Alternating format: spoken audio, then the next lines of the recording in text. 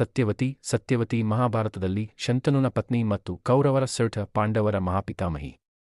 ಕೌರವ ವಂಶದ ಮಾವರ್ತ ಆಗಿದ್ದ ಈಕೆ ಮೊದಲು ಸಾಮಾನ್ಯ ಗ್ರಾಮೀಣ ಯುವತಿ. ದಾಶರಾಜ ಎಂಬ ಹಳ್ಳಿಯ ಮುಖ್ಯಸ್ಥನ ಪುತ್ರಿ.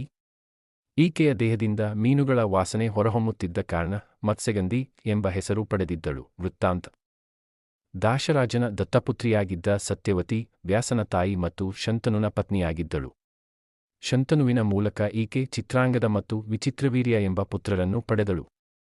ಉಪರಿಚರ ವಸು ಎಂಬ ರಾಜನ ವೀರ್ಯ ಶಾಪದ ಪರಿಣಾಮವಾಗಿ ಯಮುನಾ ನದಿಯಲ್ಲಿದ್ದ ಅದ್ರಿಕಾ ಅಪ್ಸರೆಯಿಂದ ಈಕೆ ಜನ್ಮ ಪಡೆದಳು.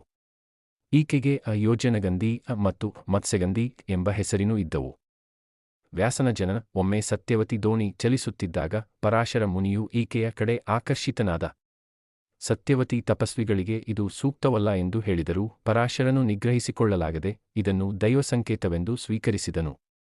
ಆ ಕ್ಷಣದಲ್ಲಿ ಪರಾಶರನು ಈಕೆಗೆ ಒಂದು ವರವನ್ನು ನೀಡಿದನು. ಈಕೆಯ ದೇಹದಿಂದ ದಿವ್ಯ ಪರಿಮಳ ಹೊರಹೊಮ್ಮುವಂತೆ ಮಾಡಿತು ಮತ್ತು ಈಕೆಯ ಕನ್ಯಾತ್ವ ಉಳಿಯುವಂತೆ ಮಾಡಿದನು. ಅವರ ಒಡನಾಟದಿಂದಾಗಿ ಯಮುನಾ ನದಿಯೊಂದರಲ್ಲಿಯೇ ಕೃಷ್ಣದ್ವೈಪಾಯನ ಅಥವಾ ವ್ಯಾಸ ಜನಿಸಿದರು. ವ್ಯಾಸನು ಜನಿಸಿದ ಕ್ಷಣದಲ್ಲಿ 12 ವರ್ಷದ ಬಾಲಕರಾಗಿ ಬೆಳೆಯುತ್ತಾ ತಾಯಿಗೆ ಸಂಕಟವಿಲ್ಲದೆ ಕರೆದೊಡಿದಾಗ ಬರುವೆನು ಎಂದು ಮಾತುಕೊಟ್ಟು ಅಂತರಧಾನವಾದನು. ಶಂತನುವಿನೊಂದಿಗೆ ವಿವಾಹ. ಶಂತನು ರಾಜನು ಒಮ್ಮೆ ಯಮುನಾ ನದಿಯ ತೀರದಲ್ಲಿ ಹಾರಿ ಸತ್ಯವತಿಯ ಮೇಲೆ ಮೋಹಿತರಾದನು. ಈಕೆಯನ್ನು ವರಿಸಲು ಈಕೆಯ ತಂದೆ ದಾಶರಾಜನನ್ನು ಮನವಿ ಮಾಡಿಕೊಂಡನು.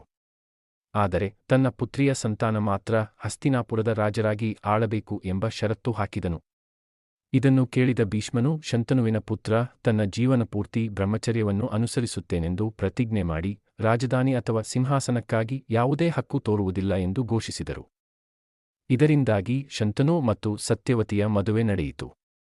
ಅವರ ದಾಂಪತ್ಯ ಜೀವನದಿಂದ ಚಿತ್ರಾಂಗದ ಮತ್ತು ವಿಚಿತ್ರವೀರ್ಯ ಎಂಬ ಪುತ್ರರು ಜನಿಸಿದರು. ಶಂತನುವಿನ ನಿಧನದ ನಂತರ ಚಿತ್ರಾಂಗದ ರಾಜನಾದನು, ಆದರೆ ಗಂಧರ್ವನೊಂದಿಗೆ ಯುದ್ಧದಲ್ಲಿ ಸಾವನ್ನಪ್ಪಿದನು. ಈ ನಂತರ ಭೀಷ್ಮನು ವಿಚಿತ್ರವೀರ್ಯನನ್ನು ಹಸ್ತಿನಾಪುರದ ರಾಜನಾಗಿ ನೇಮಿಸಿದರು. ವಿಚಿತ್ರವೀರ್ಯನು ಕಾಶಿ ರಾಜನ ಪುತ್ರಿಯರಾದ ಅಂಬಿಕಾ ಮತ್ತು ಅಂಬಾಲಿಕರನ್ನು ವಿವಾಹವಾಗಿ ಅನಾರೋಗ್ಯದಿಂದ ಸಂವಿಲ್ಲದೆ ನಿಧನರಾದನು. ದೇವರನ್ಯಾಯ ವಂಶವನ್ನು ಉಳಿಸಿಕೊಳ್ಳಲು ಭೀಷ್ಮನು ತಾನು ಸಿಂಹಾಸನಕ್ಕೆ ಬರಲು ನಿರಾಕರಿಸಿದನು. ಆದ್ದರಿಂದ ಸತ್ಯವತಿ ದೇವರ ನ್ಯಾಯವನ್ನು ಅನುಸರಿಸಿ ಬ್ರಾಹ್ಮಣರಿಂದ ವಂಶವನ್ನು ಉಳಿಸುವ ಪರಿಹಾರವನ್ನು ಒಪ್ಪಿಕೊಂಡಳು. ಸತ್ಯವತಿ ತನ್ನ ಪೂರ್ವ ಜೀವನದ ಬಗ್ಗೆ ಭೀಷ್ಮನಿಗೆ ವಿವರಿಸಿದಳು ಮತ್ತು ಪರಾಶರನಿಂದ ಹುಟ್ಟಿದ ವ್ಯಾಸನನ್ನು ಕರೆಸಿ ಅಂಬಿಕಾ ಮತ್ತು ಅಂಬಾಲಿಕೆಗೆ ಸಂಪ್ರಾಪ್ತಿಗಾಗಿ ಸಲಹೆ ನೀಡಿದಳು.